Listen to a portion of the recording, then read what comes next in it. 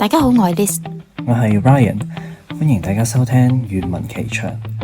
我哋希望每個星期咧都會更新一集嘅 podcast 啦。咁如果鍾意收聽或者有興趣嘅聽眾，都歡迎去 follow 或者 subscribe 我哋嘅 channel。咁事不宜遲，我哋即刻開始新一集嘅內容啦。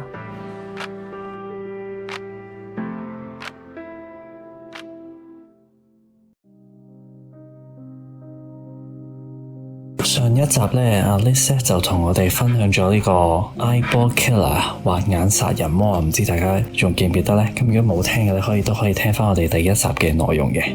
咁阿 Liz 就用一個倒敘嘅方式啦，去將嗰三個嘅受害者啦嘅情況呈現喺我哋眼前啦，再透過整件事情嘅內容去認識到呢個兇手 Charles 啦，同埋知道佢究竟以前嘅成長嘅經歷係點樣，導致佢一步一步咧成為呢一個嘅殺人魔嘅。咁今集咧，我哋第二次嘅 podcast 咧，仍然都係阿 Liz 為我哋準備咗一個故事。咁聽講呢個故事咧，係一集嘅時間未必係完全可以呈現到成個故事，同埋都係對佢咧影響好深遠嘅一個故事嚟嘅。聽講係啊，我希望今次呢個故事可以盡量喺3集入邊講得晒啦。咁首先介紹下今集嘅故事呢，其實就係一單日本嘅殺人案嚟嘅，咁亦都係我喺大學時期接觸到嘅故事啦，亦都係我最想同人哋分享嘅殺人案。因為我以前睇嘅多數 true crime 都係一啲普通嘅殺人案啦，而呢單案係涉及到洗腦同埋心理控制，令我覺得好震撼。即係對於當時我淨係接觸殺人案嚟講，覺得好震撼啦。睇翻一啲文章資料嘅時候呢，當時我好記得坐喺度個心跳都係110。所以嚟緊各位聽眾喺收聽本案件之中有任何唔舒服嘅感覺呢，請唔好猶豫，記得離開或者休息一下啦。溫馨提示啦，第一集係會輕鬆少少嘅，咁第2、3集就有機會會再暴力同埋血腥少少。咁我以下嘅故事內容呢，都會跟日本嘅報道或者係一啲書籍嘅內容。除咗兇手係用真名之外，其餘人物呢都有機會係化名。甚至受害人嘅化名我都會根據翻書籍去改嘅。哇，就咁聽都有啲緊張啊！其實我同各位聽眾一樣呢，都係第一次去聽呢個故事嘅，我之前都係未聽過噶。咁所以呢，都有少少緊張。係啦，我哋都事不宜遲啦，將時間交俾阿 Liz 去為我哋講解呢個故事啦。好，咁其實案發嘅時候呢，唔係距離而家好遠嘅咋，係2002年1月30號喺天蒙光嘅時候呢，70歲嘅榮壯，榮係榮耀嘅榮，壯係寶藏嘅壯啦，同佢嘅太太壽子，人壽嘅壽，子女嘅子，咁佢就收到一個電話，係佢嘅孫女公子打俾佢嘅。公子呢就係恭喜個恭，子女嘅子啦。入邊孫女把聲呢係壓到把聲好低沉，同埋有啲震咁樣嘅。咁佢就話：我係趁住叔叔沖涼嘅時候打嘅電話，大概凌晨5點左右呢，我就會到你哋嗰度噶啦，唔好瞓覺，要等住我。咁爺爺榮壯呢就心諗：咁奇怪嘅，竟然要凌晨過嚟，係咪發生咗啲咩呢？咁同埋佢講嘅叔叔究竟係邊個呢？甚至孫女而家係住喺邊，靠啲咩生活，其實爺爺嫲嫲都係一無所知嘅。咁但係呢，佢都未嚟得切問啲咩啊，咁電話就俾人吸咗啦。呢對爺爺嫲嫲呢都只能夠好擔心又好焦急咁等孫女到來啦。即係榮壯啦，同壽子一個爺爺一個嫲嫲啦，其實佢哋係同呢個孫女公子係冇乜聯絡嘅。係啊，其實係關係唔算好親密，甚至可能冇咩聯絡。但係突然之間就有一日嘅仲係凌晨嘅時候，我就突然之間打咗個電話過嚟，講到頭先咁樣嘅事情。係啦，冇錯啦。咁究竟發生咩事呢？同埋佢哋係住喺北九州，住喺九州，爺爺嫲嫲係住喺門司嗰個地方附近。我當時係有去過旅行嘅，所以就感受更加深刻。唔知有冇聽眾都去過呢？咁講翻個故事啦，果然差唔多凌晨5點鐘嘅時候呢，爺爺嫲嫲屋企出邊傳嚟咗一陣好急促嘅敲門聲啦。打開門嗰一刻呢，嫲嫲係嗌咗一聲，因為企喺門口嗰個女仔佢瘦到好似張紙咁樣，同埋孫女塊面上面呢仲要有啲瘀青，即係有啲瘀痕啦。當嫲嫲幫公子換衫嘅時候，留意到其實佢連個身上面好多都係一啲嘅傷痕或者瘀痕，咁就問佢啊，你咁樣係咪俾人打咗啊？咁孫女就答啦，係俾爸爸打噶。咁其實嫲嫲爺爺聽到嘅時候都好震驚啊！佢話吓，清治即係爺爺嫲嫲個仔公子嘅爸爸，清治呢就係清潔嘅清，義字嘅字。清治原本都係一個好溫和善良嘅人嚟噶，點解會打你打到咁嘅呢？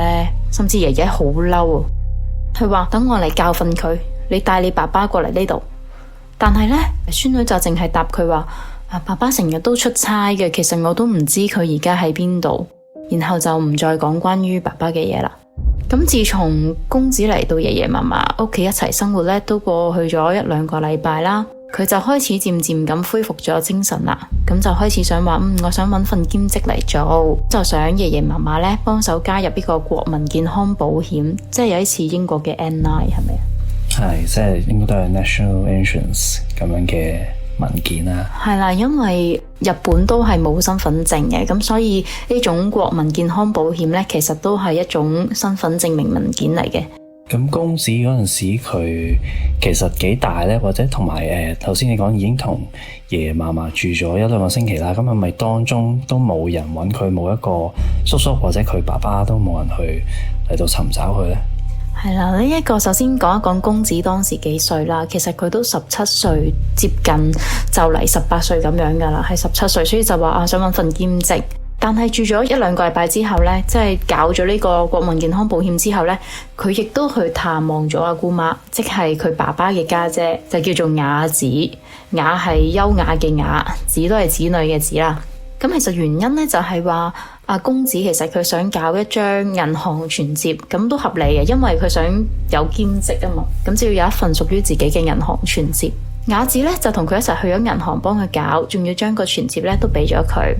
咁就喺第2日嘅時候呢，雅子就突然間收咗一個電話啦，電話入邊呢傳嚟咗一個男人嘅聲，而呢個男人嘅聲好熟悉嘅，就係佢嘅男朋友，甚至係佢嘅未婚夫嚟嘅，同佢有婚約嘅。咁啊打俾佢話，雅子好耐冇見啊，我係宮崎啊，宮崎就係宮崎駿嘅宮崎啦。我而家返小倉啦，實際上呢，我係想同你確認一件事嘅，你係咪幫公子搞咗一張存摺？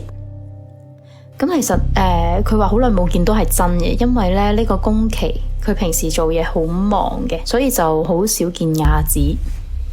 佢又繼續話啦，事實上呢，公子令到我好為難啊，因為公子喺我個袋度偷咗150萬 yen。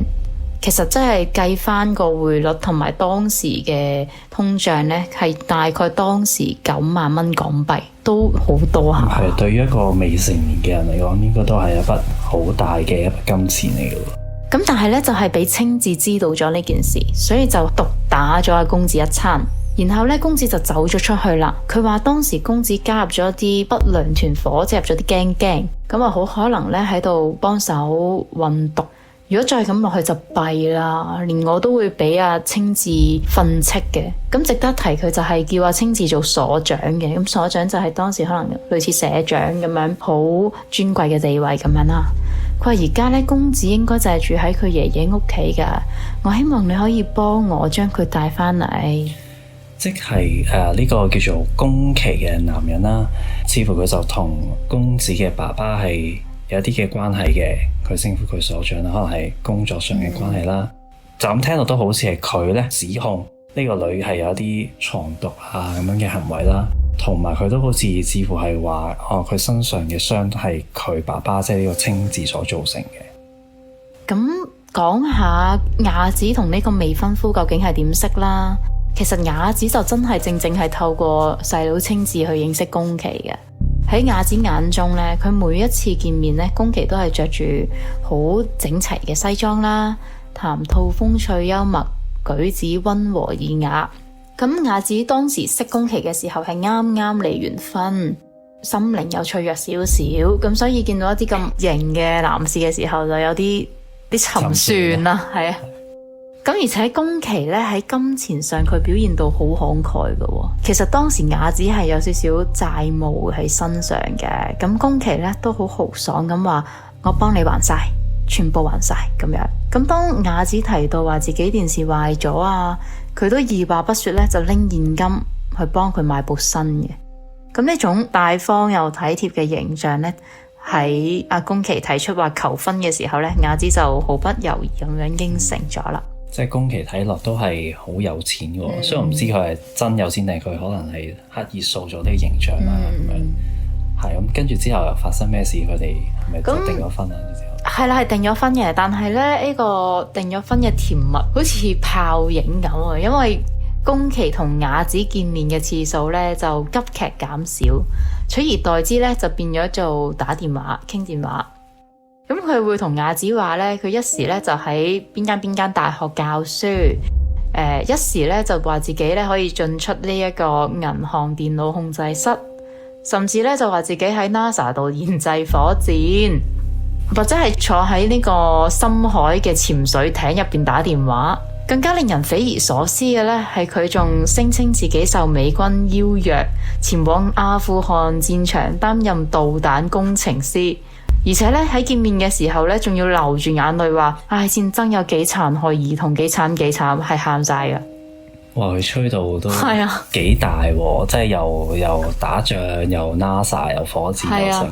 阿雅子其實係咪都係對佢所講嘢深信不疑？因為同埋另一樣奇怪嘅點就係，即係佢好似同佢有婚約之後就好似同佢見面就少咗好多啦，即係好似追到手之後咧，或者同佢確定咗婚約之後咧，就唔理佢啦咁樣。可能佢會用工作呢個原因聲稱自己去唔同地方做嘢，同雅子異地戀，所以本身咧都係會見得少啲，就係咁話自己做嘢好忙咁樣。咁再加埋雅子已經完全信任佢，佢係嗰種完美嘅印象。你諗下，有個男人係咁幫你還債，幫你買電視，咁佢個樣又好風趣幽默，咁無論佢講咩呢，你都會信佢啊。同埋佢的確冇害你嘅，咁你唔會話，咁佢講下吹下水，咁可能你就唔至於話會懷疑咁樣嘅。即係其實佢已經係同佢建立咗呢個信任，佢係好信任呢個人噶啦。其實已經，我覺得係嘅。另外仲有一樣嘢就係，因為喺佢心目中，佢唔止係宮崎，唔止係雅子嘅未婚夫咁簡單啊。佢覺得佢個品德好高尚啊。因為咧，宮崎有話俾雅子聽，佢自己係幫清治照顧緊公子嘅。佢話俾雅子聽，阿細佬咧，阿清治其實生意麻麻地啊，唔係好夠錢啊，點樣？咁所以就話我咧就會幫佢照顧阿囡囡公子，並且咧會委託一位好有育兒經驗、好親切嘅森阿姨咧去照顧佢。咁啊，森阿姨其實就係森林嘅森。雅子聽完之後咧，好感動同埋好感激啊，因為佢想象唔到點解未婚夫會對埋自己細佬都咁好，即係特過分關照啊，直情係照顧埋佢個女喎。你就會覺得佢好人咯，唔會懷疑佢先咯。係。咁我哋繼續翻個 timeline 啦，就喺2月14號嘅夜晚，當時咧公子正喺客廳度睇電視，佢突然間咧就見到屋企入邊有雅子嘅身影突然出現咗，咁佢就 sense 到有啲唔對路啦，佢面色一下就變咗啦。咁雅子咧喺佢面前就打咗個電話，喂，我係媽媽。我仲要喺婆婆屋企度等一陣，坐一陣，你瞓先啦。咁喺呢一度呢，其實佢係扮緊同佢嘅細佬傾偈，實際上呢，喺電話對面嗰個人呢，喺屋外準備伺機移動嘅宮崎。佢哋事先約定咗一啲暗語，如果雅子話我而家返屋企啦，即係咧代表公子唔喺度；但係如果佢話我仲要喺度坐一陣，咁即係代表公子喺度啦。咁所以咧，當雅子入屋嘅時候，其實佢冇特登鎖上個門，就係可以等宮崎隨時入到嚟啦。咁突然之間咧，玄關嘅門就俾人打開咗啦。宮崎咧就衝咗入嚟，除鞋就行咗入去客廳。佢咧懶有禮貌嘅樣就同阿爺爺嫲嫲講，其實爺爺嫲嫲應該都嚇親嘅，心諗無啦啦有個陌生人我唔識嘅無啦啦走我屋企，邊位啊咁樣。咁所以佢就都懶有禮貌咁講話。啊，我叫宮崎，一直以嚟咧都承蒙清治先生關照啦。清治先生咧就拜託我照顧公子，直到佢年滿18歲。公子咧因為俾清治先生鬧咗一餐，所以就離家出走。我知道佢嚟咗呢度，所以我就嚟接佢返去啦。仲有，我同雅子咧係以結婚為前提而交往嘅，咁就請允許我向兩位表達敬意啦。爺爺嫲嫲見到宮崎個樣好有禮貌，又着晒西裝，放晒心啦。同埋佢又提到自己識清治，識自己嘅仔，又係自己女女嘅未來老公，即係自己嘅準女婿。咁就請佢去梳化度坐，俾埋茶佢飲，同佢講，喂，歡迎光臨，唔使拘謹，你當自己屋企得噶啦，咁呢啲啦。宮崎見到公子呢個樣係好 nice 咁樣同佢講，唉，公子，我嚟接你啦。但係當公子一見到宮崎，佢塊面係即刻冇晒血色，成身開始震。咁爺爺嫲嫲見到就擔心啦，喂，個孫女一見到你就震到咁。係啦，係咪啲咩衰人嚟噶佢？咁所以宮崎咧就即刻解釋啦，同阿爺爺嫲嫲話，其實佢係好驚翻去啊，因為咧佢偷嘢吸毒，俾佢爸爸打咗一身，所以其實佢唔想翻去。咁宮崎咧就對阿爺爺嫲嫲同埋雅子咧就開始吹水傾偈啦，就吹噓啊清治咧喺外面幾咁事業有成啦，又講下佢同阿雅子一啲嘅婚禮嘅細節啦，令到爺爺嫲嫲對於呢位外表咁斯文嘅準女婿咧深信不疑。喺成個過程入邊咧，公子始終都係耷低個頭唔出聲。直到傾到凌晨1點啦，咁好夜啦，宮崎就話我要帶佢走啦。公子咧先至爆發全身心嘅抗拒，佢死死咁樣捉住張凳嘅凳柄唔肯鬆手，即使咧俾爺爺夾硬掹起佢咧，佢都即刻係跪喺個地下度喊住咁樣同宮崎反覆哀求佢，好對唔住，好對唔住咁樣。咁爺爺嫲嫲見到個孫女咁樣都好唔忍心啊，都好想話，不如等佢瞓多1晚先啦，我聽日先帶佢去你度啦。但係呢，宮崎係即刻變晒面，即刻態度好強硬，就令到爺爺嫲嫲都只能夠妥協啦。雙方呢就約定咗話，好，今晚呢阿孫女就翻咗宮崎度先，咁我哋聽日呢再嚟接佢走咁樣啦，都令到公子有啲希望。咁公子就換衫咁樣過去宮崎度啦，準備。當公子換衫嘅時候，佢就喺張咪姆紙上面呢就寫咗幾個字，摺到好細咁交俾嫲嫲手指，同佢講，你晏啲記得睇。咁當阿宮崎車住公子消失喺夜幕之中嘅時候呢，嫲嫲就慢慢打開張紙，上面得2句說話，就係叔叔講嘅嘢全部都係大話，你一定要嚟接我。咁轉眼間呢，公子就俾阿宮崎帶到嚟一間餐廳入邊啦。入邊呢，一早已經坐咗有個身材好嬌小，大概40歲嘅女士。咁呢個女士一見到公子呢，就對住佢揮手講，好耐冇見啦，我好擔心你啊。宮崎就同阿雅子介紹啦，呢個女性呢，就係照顧公子嘅森女士啦，之前同你講過嘅呢。佢就同佢講，我完全信任呢個照顧公子嘅人。當佢哋見到面坐低之後呢，咁宮崎就同雅子講，我哋自己都仲有啲嘢要再傾下，你翻屋企先啦。雅子就自己翻咗屋企啦。好啦，咁時間去到第2日咯，咁阿爺爺就梗係依照前一晚嘅約定，咁就打電話俾宮崎啦。結果呢，就一個聲音都幾低沉嘅女性接咗電話，佢同對方講話，我同宮崎約咗呢要接公子噶。但係呢個女性呢就好冷淡咁話，喂，冇人話俾我聽呢件事，公子一早就出咗去噶啦，佢霎時間唔會翻嚟噶啦。講完就吸咗電話啦。去到呢度呢，爺爺就開始覺得有啲後悔啦，覺得我會唔會係俾人呃咗呢？開始懷疑啦。幾日之後呢，公子又再打電話翻嚟爺爺嫲嫲屋企啦。咁爺爺呢就好擔心，問佢，喂，你冇事啊嘛？如果遇到啲咩事呢，記得翻嚟我哋度啦。但係呢個時候呢，公子突然間好似變咗個人咁，語氣好粗暴，開始咒罵爺爺嫲嫲。咁爺爺咧就話當時嘅情況咧就係話，喂，明明我哋一齊去搞一個國民健康保險噶嘛，但係佢就鬧，因為呢件事鬧爺爺嫲嫲點解要做咁多此一舉嘅事，即刻去取消翻呢樣嘢。爺爺話明明做完手續嘅時候佢好開心噶喎，點解而家又會怪翻我轉頭嘅呢？同埋咧佢回想翻嗰個電話嘅時候，其實講嘢嘅方式好奇怪。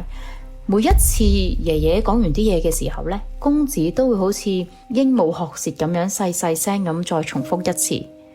等咗一陣之後呢，佢又會開始抱怨，開始咒罵爺爺嫲嫲，令佢覺得會唔會有人喺身邊指示佢應該要講啲乜嘢呢？之後佢就開始好擔心公子嘅情況啦。聽到都幾奇怪喎。即係真係完全變咗一個人咁。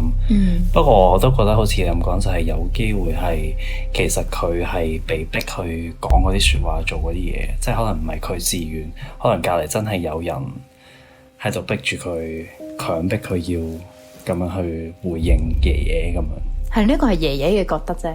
爺爺當時有呢個感覺咯。譬如你講咗一句説話，問咗我，喂，你今日食咗飯未？但係佢唔係即刻應嘅，公子係可能話好細聲話，你今日食咗飯未？跟住等咗一陣先話，你做咩問我食咗飯未啊？咁樣可能佢就會覺得好奇怪，好唔順暢。傳遞，跟住之後要等人去同佢講你應該點樣回覆咁。咁嗰次電話之後呢，其實爺爺嫲嫲都好擔心啦，就喺度一直都好希望等到公子會再次打電話俾佢。當佢接到公子電話嘅時候呢，係時間已經差唔多過咗半個月以上啦。佢哋當時係以為公子冇辦法逃脫噶啦，所以其實都有少少心灰意冷。咁喺3月5號凌晨12點左右，電話就響咗啦。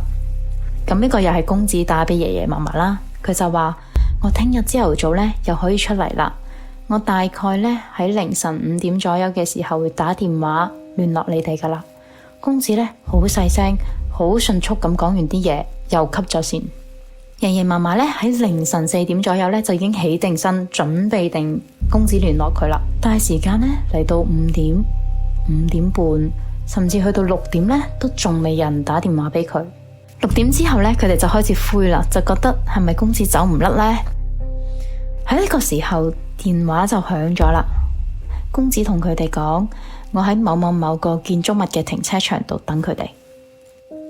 而打電話嗰陣時候呢，佢哋聽到公子係唞晒大氣。咁爺爺嫲嫲火速呢就揸車，大概電話過咗30分鐘之後啦，咁佢哋就到咗指定嘅停車場。公子呢着翻最初走佬翻屋企嗰陣嘅同樣運動外套同埋牛仔褲，企喺停車場嘅一個角落頭度東張西望啦。當佢注意到爺爺嫲嫲嘅車嘅時候呢，佢好似就係想喊咁樣，全速衝向架車，跟住就坐咗喺後座。今次有少少唔同啦，返到去屋企之後呢，爺爺係叫嫲嫲落車先嘅，公子呢就坐喺副駕嗰個位，然後佢哋就揸咗車上山，揾到一個靜少少嘅場所，佢就停低咗架車，想問一啲細節先啦。今次想問清楚啲究竟發生咩事啊？但無論佢點樣問呢，公子都唔正面回答。咁爺爺就諗啦，不如我試下戳下佢啦。咁其實都係隨口問嘅啫，就話公子啊，其實你爸爸係咪死咗唔喺世上啦？喺呢個時候呢，唔講嘢嘅公子突然間流晒眼淚，激動大喊大叫咁樣話：我爸爸俾人殺咗啊！原本只係諗住戳料嘅爺爺，聽到呢個回答之後嚇咗一跳啦！哇，自己個仔死咗都唔知，佢就即刻好驚啦，就話咁係謀殺喎。於是佢決定呢，就即刻帶公子去差館啦。公子好驚好驚，一開頭呢係錄唔到口供，完全講唔到。不過後尾警察就揾咗個女警出嚟去嘗試安撫佢，慢慢俾時間佢去講少少資料啦。同時間呢，爺爺都喺一邊度陪住公子嘅，但係佢描述嘅情況實在係太過悲慘，好難以置信。佢無論點講，爺爺同埋個女警個樣都係覺得好匪夷所思，係唔夠膽相信。其中一個好觸目驚心嘅位呢，就係當公子講到話嗰個人要佢喺5分鐘之內將自己嘅腳趾甲全部掹咗，佢邊咁樣描述嘅時候，佢一邊除低對襪俾女警同埋爺爺睇，果然佢嘅腳趾呢都冇晒指甲，只係剩翻一啲好薄嘅皮膜嘅啫。哇！真係聽到都覺得好痛。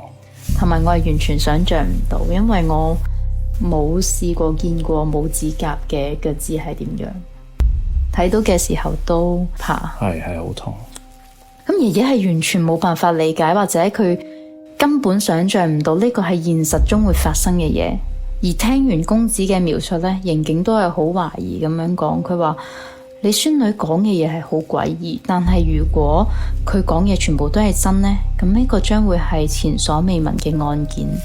連刑警都咁樣講，係前所未聞嘅案件。咁隨後呢，公子就去咗醫院度接受治療啦，亦都住喺警局度再接受詳細嘅偵查。其實公子呢，係當時根據報道講啦，佢係有嚴重嘅 PTSD， 即係佢冇辦法連續咁去講出證詞啦，或者係佢嘅內容會有起伏啦，甚至呢，可能佢嘅記憶會有時候會模糊，會斷斷續續。咁所以呢，佢冇辦法1日之內係錄得晒證詞嘅。佢喺錄口供呢個過程係拖咗好耐啊，應該係拖咗幾個禮拜1-2個月咁樣，一直斷斷續續。其實都想象得到，因為對佢本人係好大嘅創傷，佢哋都好難可以一次過將咁多以前經歷咁悲痛嘅事情去一次過咁分享出嚟。而且嗰個涉案期間係差唔多有9年，佢要將9年來嘅所有嘢講出嚟呢，呢個過程係用咗2年。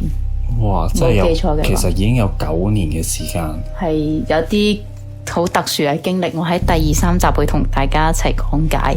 咁如果根據報道呢，佢呢9年嘅經歷呢，佢錄口供要用2年先可以慢慢砌翻嘅原因係，其實好多細節位佢係唔記得，或者可能係太恐懼或者太害怕，佢自己會選擇忘記。但係當慢慢講嘅時候呢，佢就會越講越詳細，可能勾起翻一啲嘅回憶咁樣。係啦，咁喺同時間呢，宮崎又再出現咗喺爺爺嫲嫲嘅住所咯。欲知後事如何，且看下回分解。哇，咁我覺得停喺呢個位都幾好啊，即係留翻個懸念俾下一集。觀眾覺得唔好啊？係，其實聽完都覺得真係幾令人心寒嘅呢件事。即係佢經歷咗要9年，但係佢其實第一次成功逃出去揾爺爺嫲嫲啦，但係都係即係俾一個叫做宮崎嘅男人去到接翻走啦。咁亦都有一個叫做森女士去到所謂照顧佢啦。咁其實我覺得依家喺呢一刻都仲有好多係疑問，好多我哋即係我唔知道嘅究竟爸爸咪真係死咗咧？係啦，例如佢父親清治係咪真係已經過咗身咧？咁或者對佢造成呢一啲嘅創傷、呢啲嘅傷痕嘅係邊個咧？咁當然我唔知道後邊啦。咁但係我就咁聽咧，就我覺得宮崎或者係呢位森女士都好大機會嘅。咁你就再聽下個禮拜嘅第2集啦。咁我哋下集再見，拜拜。拜拜。